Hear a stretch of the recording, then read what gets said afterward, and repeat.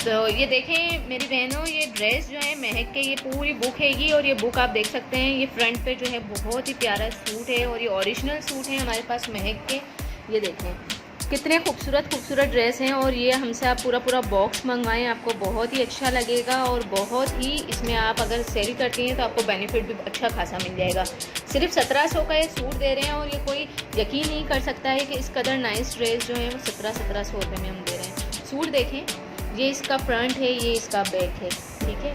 Suit देखें कितना nice है।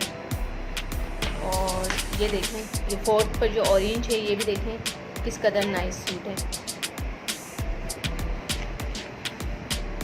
ये ऑरेंज का, ये देखें इसमें ऑरेंज कलर है, पिंक कलर भी है। ये एक ही डिज़ाइन के दो कलर हैं, पिंक और ऑरेंज, कोई भी आप मंगवा सकते हैं। ये वाला देखें ये गोल्डन है, ठीक है।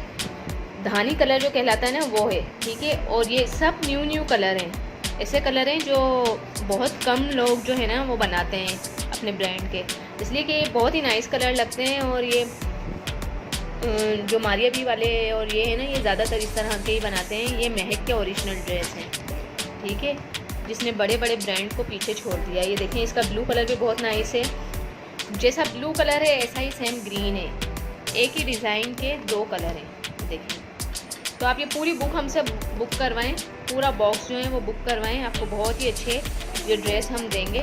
तो देखते रहिए मेरी वीडियोस।